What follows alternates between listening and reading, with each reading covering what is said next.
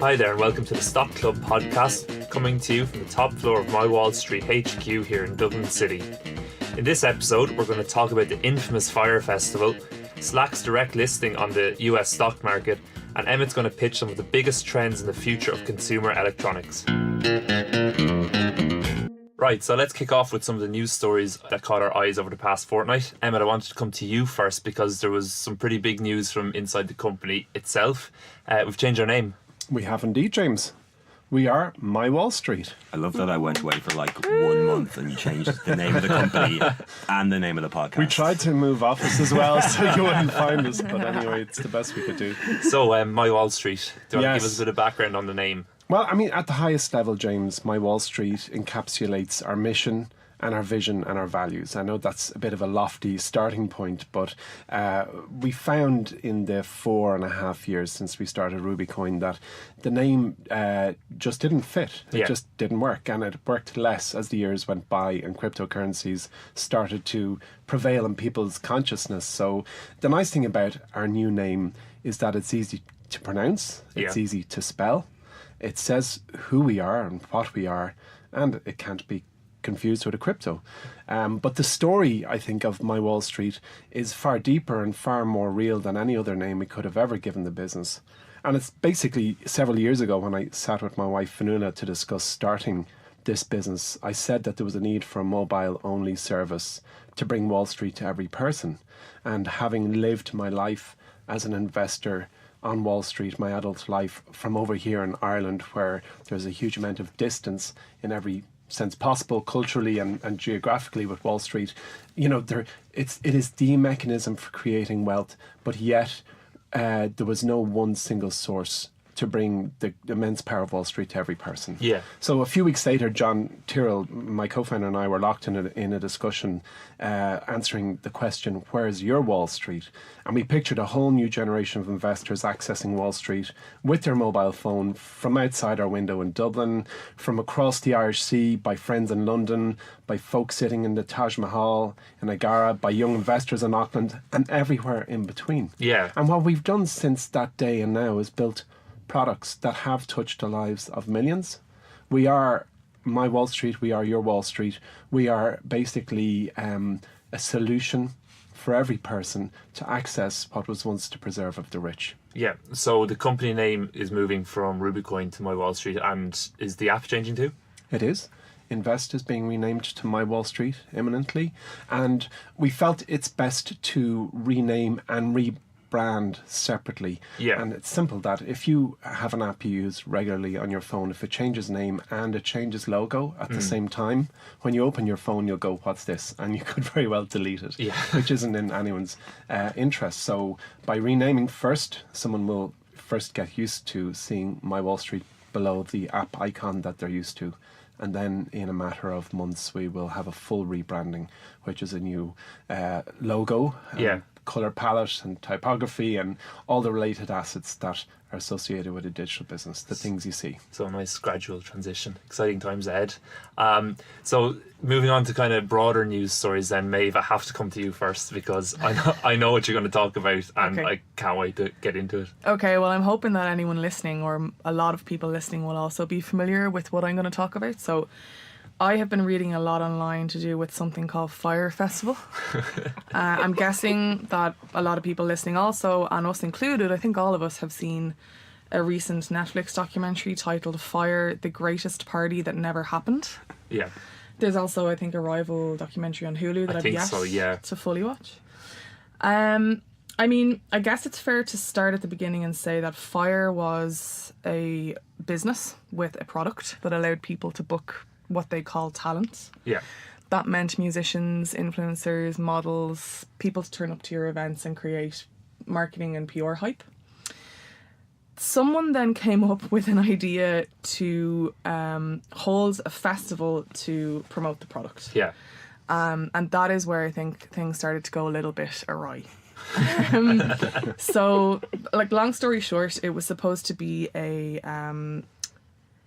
the biggest fantasy you can ever imagine music festival blowout party on an idyllic island in the Bahamas. And long story short, the people organising this festival were delusional Yeah. or committed intentional fraud. Yeah. There's a mixed bag in there. It's a fine line. The founder Billy, I think, is serving time, so there was fraud there. But a lot of the people that had carried along with him, including designers and event producers and marketing people, and I think a lot of kind of loyal staff were caught up in this hype that went terribly wrong. So it was not an idyllic festival on an island in the Bahamas. It was people, thousands of people who paid huge prices. Some people paid enormous prices, like they were promised private yachts and personal chefs. Turned up to a different island in the Bahamas that wasn't promised when they booked. 2 hurricane tents and infamous badly made cheese sandwiches. Yeah, the cheese sandwich tweet is, I think is everyone something I knows remember. that tweet, right? I think that was the moment where they realised they'd gone too far. They were never going back. It was beyond broken and they were going to get sued. So look, there's a huge amount of chat online about it, but the reason why I'm talking about it is I think it's a great example of how social proof, and I suppose that word influence, can be weaponized. Yeah. They got huge names like was it a Jenner or You can One of the Kendall Jenners. Jenner. one of the Jenners and Bella Hadid and other people that I don't really know, I think, which is, I'm not sure if it's good or a bad thing. Ja Rule. He was a founder. Rule, baby. He was down as a founder. He was down as a founder in the pitch deck. But anyway, yeah. So all of these huge names, they used as social proof and social influence to sell these $100,000 tickets and create this massive PR spin. And James, you wrote an article recently on Snap. Yeah. And you talked about how the PR hype played into a lot of younger people feeling like it was a good investment. Yeah. So I guess it's about, if you are not using social influence morally well. So like everyone here in Rubicoin, we have a lot of fans and they post about us on social media and it feels really good because they're saying something authentic, like you created me, you made me become an investor, you helped me create my portfolio. That's authentic social proof. I think when it's not authentic and it goes awry, Fyre is an example of just how bad it can go and how big it can get and how dangerous that can be. Do you know what I couldn't stop thinking about when I was watching that documentary? And I know we've talked about it so much on this podcast already, but the book Bad Blood, Yeah. the Theranos story. Yeah. Totally. When you watch how very intelligent people, very intelligent investors were pumping money into this guy's mad idea, and even when you think about the people who attended the festival, like there was all this stuff online about how much of a disaster it was going to be, and these people with the fear of missing out still got on planes, went there thinking Because everybody else was. because everybody else Yeah. was, and it's a good lesson for kind of investors as well. Yeah. FOMO is a powerful thing. If you feel FOMO, It is. Yeah. there's probably something there that you're missing. You're probably acting too emotionally. Yeah. But everyone feels FOMO within Yeah. their investing mindset and Yeah. wants in. So it's about making sure that you're getting good guidance Yeah. from us, Yeah. and then also doing wood. Yeah.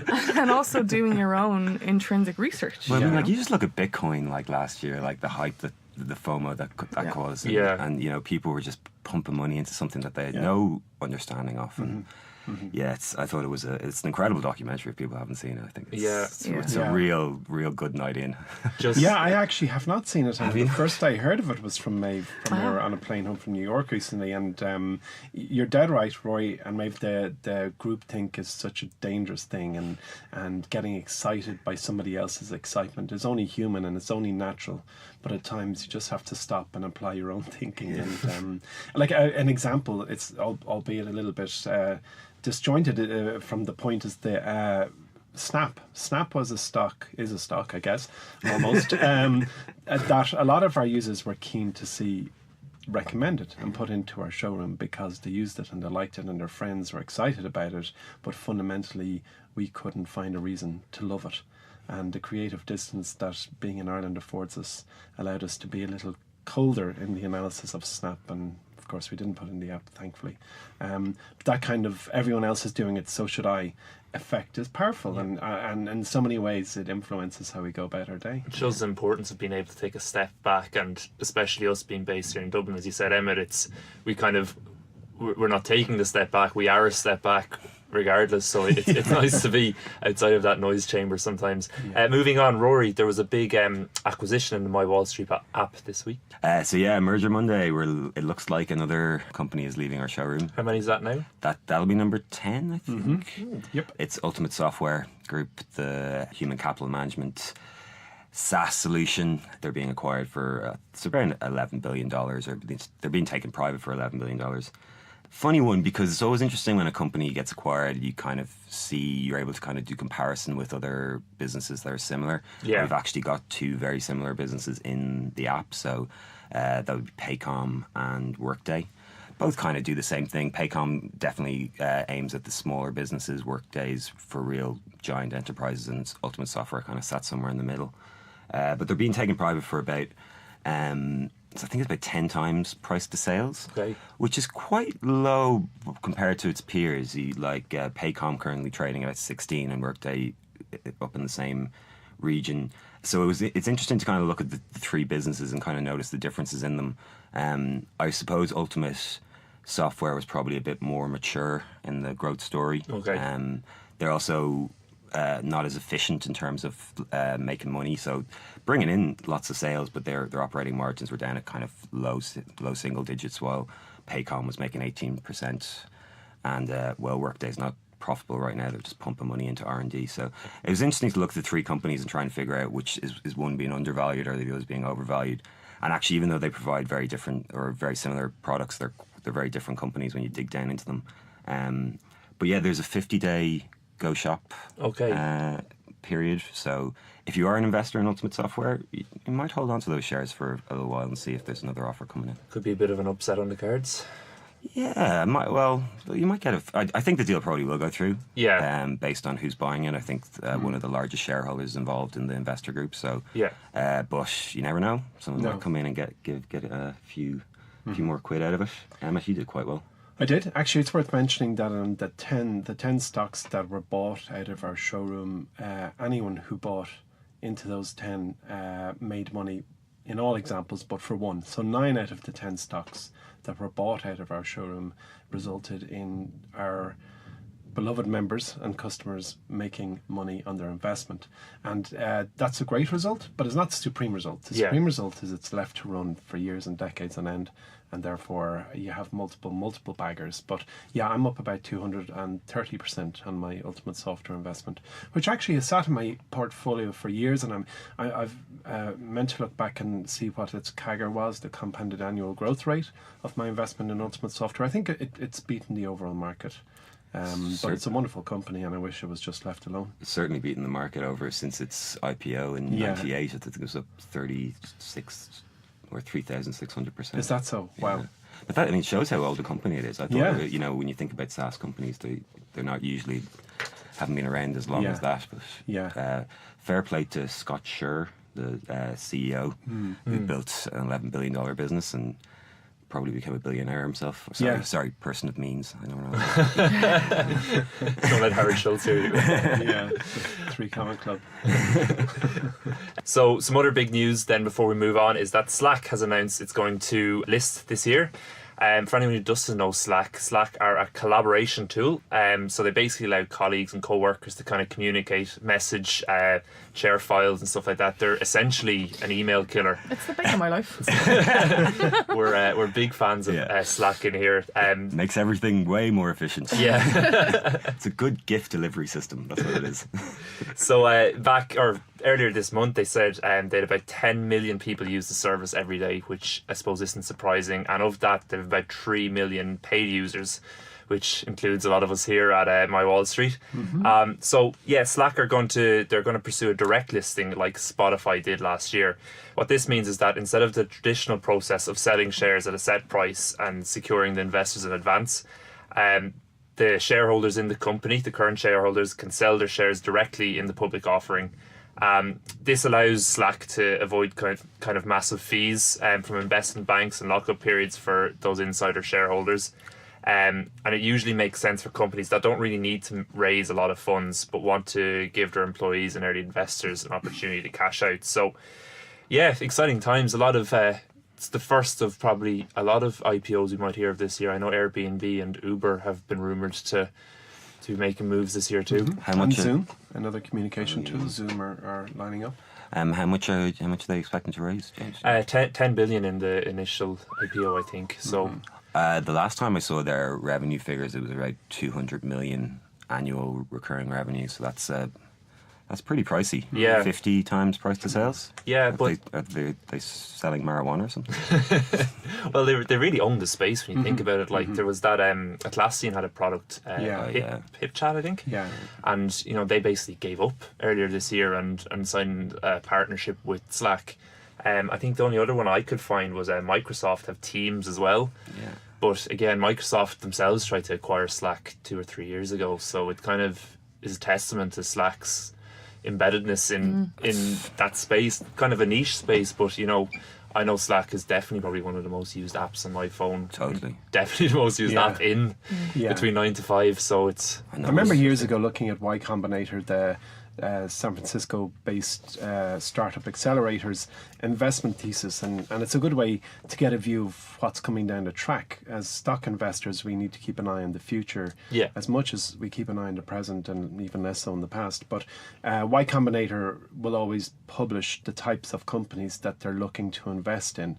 And about 5 years ago, the founder, what's his name, Paul Allen, or his name slipped my mind at the moment, but the guy at Y Combinator, the big name of Y Combinator, published the types of companies they were looking to invest in, and the great disruptor to email was number one on the list. Yeah. And as I saw Slack's rise, even firsthand here in this business, it was very apparent that had arrived. Yeah. Email's great disruptor is Slack, and then there's a whole bunch of other players, but it's almost email in my consciousness has kind of become what snail mail was maybe 20 years ago. You posted someone a letter, now you send someone an email, has a little more gravity in it, has an email signature at the end, but for 95% of the communication I do professionally is on Slack. Yeah. Okay, so moving on then, we're going to have a look at some of the companies we never talk about. Emmet, it's your turn today. What company are you going to delve a I'm little going more to talk into? about Wynn Resorts. Okay. I'll start off with, as I usually do, a bit of a lofty statement, and it's that as an investor in a business, you feel a sense of connection when you interact with a company that you own shares in. So, for example, if you own shares in Apple, I find you feel differently when you're in one of their flagship stores. You get a feel for their scale and their strength and their products and their services and a whole range of other tacit aspects. And that kind of sense of connection happens when you become a shareholder. And if you play that forward, there's no example that I can think of where that effect is more pronounced than when you've invested in a luxury casino. And as most listeners know, like all senses are put into overdrive when you're in a top quality casino. Absolutely everything. They've maximized your sensory overload.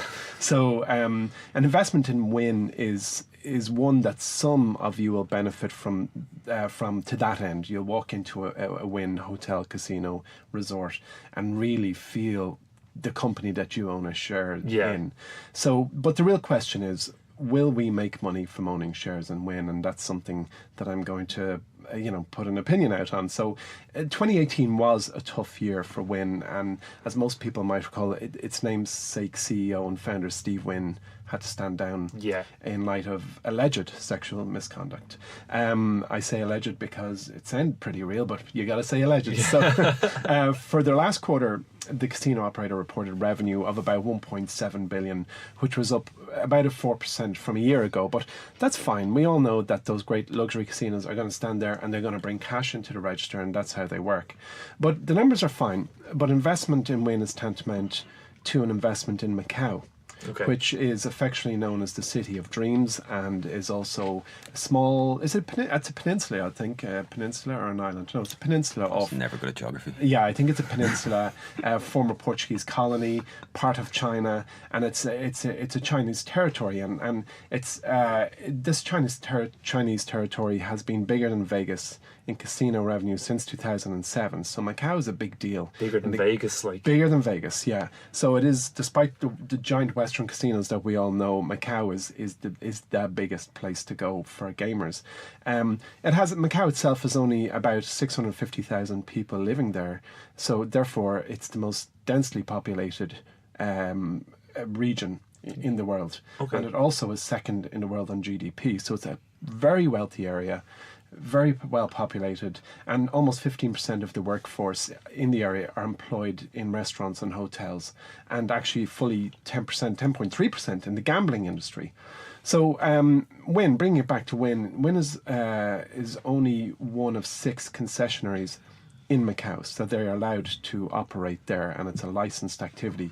They have 2 hotels, hotel casinos in Macau, and operate profitably, as most people know, on the Las Vegas Strip as well. So since Wynn Palace in Macau opened, it has driven about 70% revenue increase. That's just in 3 years for the Wynn Group.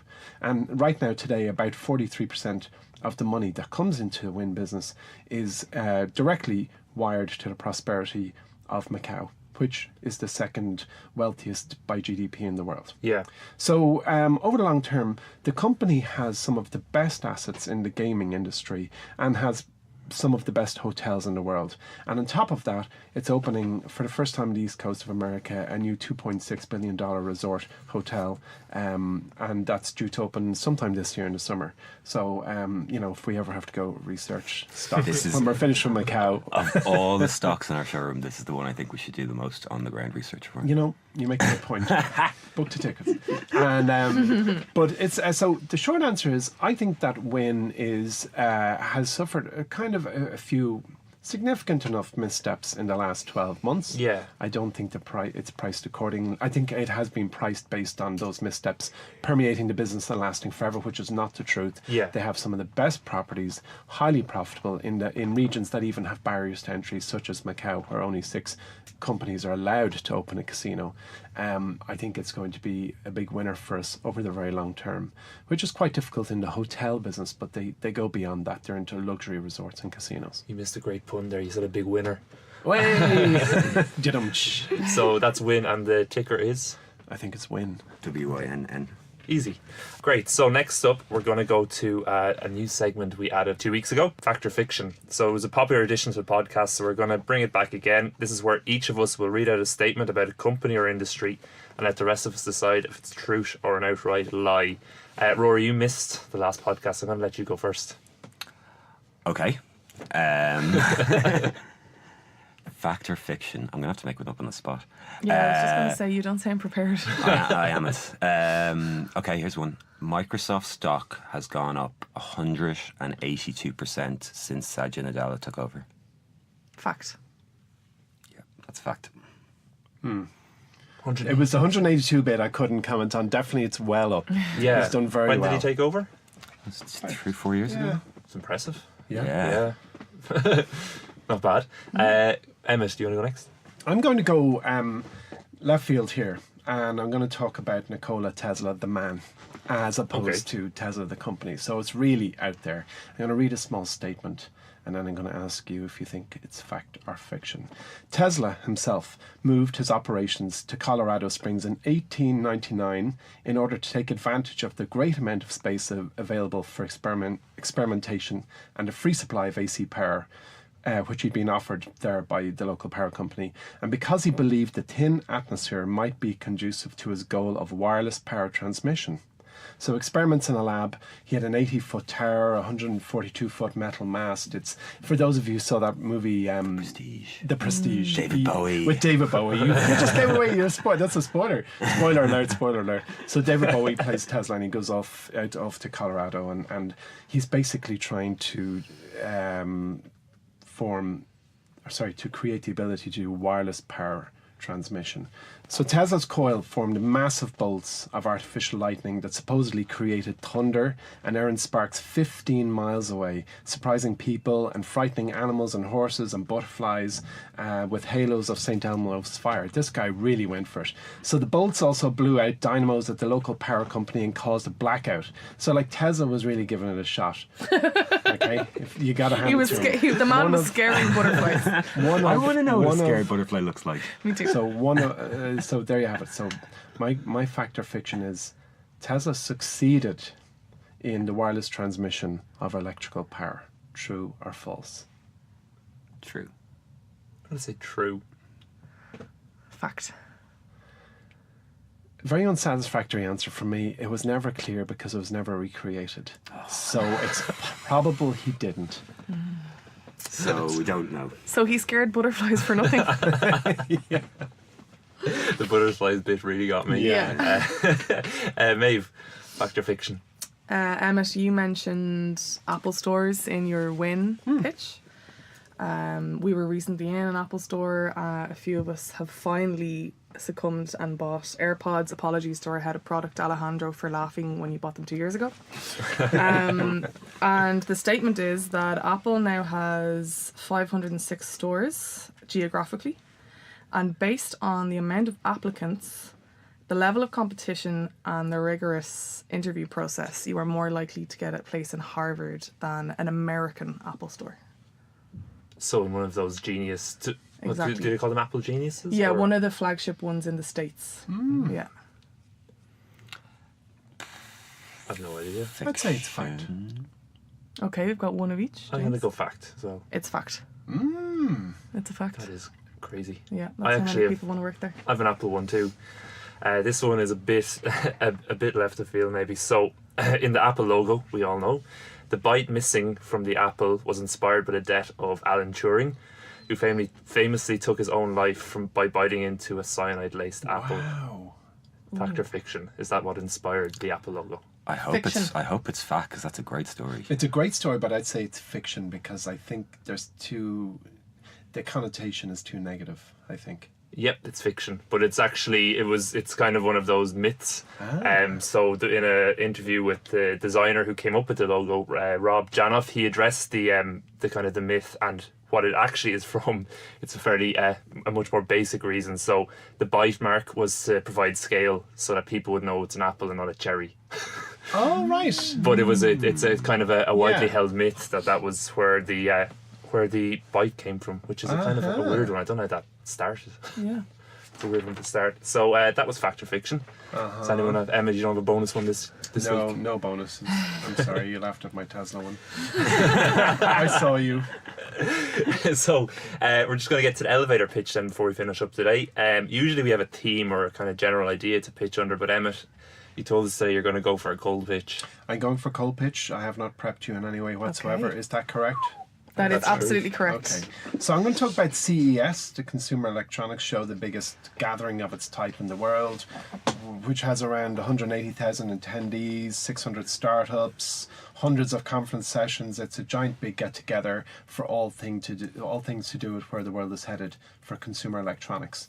And I'm going to... I've read a few papers on how it went and the big trends that have bubbled up that are appearing at the moment, and I'm going to tell you what the 5 trends are, according to one paper I have my hands on, and I'd like you to tell me which you would personally feel most excited about, and which, if any, you might feel worried about. Sounds good. Okay, Yep. So you're going to have to listen carefully. So the first is smart homes, cars, and cities. Are growing in force. So that's all things to do with the connected car and your car becoming effectively a smart device, which is enabled in many ways by 5G technology being rolled out by the big networks. And then the smarter homes are things such as connected cameras and thermostats and Nests and controllers and iRobots and Alexa and all those other devices that weren't really in our consciousness a few years ago. So that's trend 1, connected homes and cities. Okay? Mm-hmm. So trend number 2 is the rise of visual, facial, and movement recognition. So most of us have experienced the iPhone 10 unlocking by recognizing your face, but imagine that effect basically is widened to many more things, like just as you pay in store, or retailers reading your reaction to new products, or where your face is looking when you're looking at a shelf, for example, and the ability for retailers to customize offerings based on looking at you. Okay. So it's the rise of visual, facial, and movement recognition, and there's a lot you can read into that. Yep. So the third trend is safety, transparency, and trust. And as I can attest to, a hack is no joy. And like our safety, not only digital safety, but our safety in the home and our safety in the car, but the well-being of your physical body is a rising force in consumer electronics, so that there are far more devices coming out to prevent you from falling, or to alert the right people if you do fall, to monitor all your vital signs like your stress and your blood sugar and all other matters to do with your personal being. So that's the next theme. The fourth theme is beauty, health, and wellness. Yep. So all things to do with better sleep, to do with taking care of your skin, blowing into certain devices to tell you what type of foods are best suited to your metabolism. So that's kind of personal well-being. Yep. And then the final one, and the fifth one, is previously underserved markets. So kids, pets, seniors is a rising force. So if you take the world of consumer electronics, was looking at the middle of the bell curve, it's stretching out into the older, younger, and not even people at all markets. Okay, so I'm going to summarize the 5 again, and I'd like you to read on which one you'd be most excited about and which one you might have fear of. So smarter homes, cars, and cities is trend 1. The rise of visual, facial, and movement recognition is trend 2. Safety, transparency, and trust is trend 3. Beauty, health, and wellness is trend 4. And finally, trend 5 is previously underserved markets, such as kids, pets, seniors, and disabled. Okay. So which one of those would you get most excited about? I like the underserved market one. I think it's something I never really thought of before, but I know even in our app we have things like Trupanion and IDEX and stuff. They serve non-humans, i.e. animals. So it's something I'd be excited about. Okay. Security and trust. Yeah. I mean, it's very much linked to what I do, but I can sense that there is consumer need to know that the service they're using can be trusted. Yeah. For me, it was smart cities. That's the one. I am so tired of living in a city where we give up so much space to cars. Yeah. Like, if you just think about how we are just like huddled onto these tiny sidewalks, I would love to live in a place with no cars. Entirely. Yeah, me too. It's amazing. Funny, the one that you're most excited about, Rory, I would share the excitement, but I have a great degree of trepidation about. You hear of home cameras and thermostats being hacked into, and even I was reading a piece last night about how a gene chip array was hacked by somebody who had basically put code onto a gene.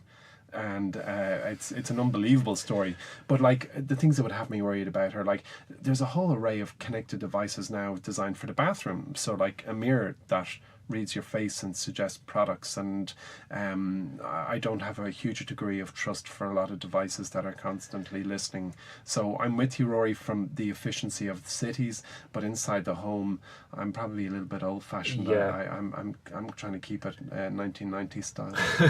Except for our TVs. I draw the line there, kind of the front door too. I think smart cities and all is very kind of exciting, but those stories you hear of those home cameras and basically Jeff Bezos coming into your house. Does no one else have an Echo? No, I don't have an Echo. No, I just bought a Dot. Did you?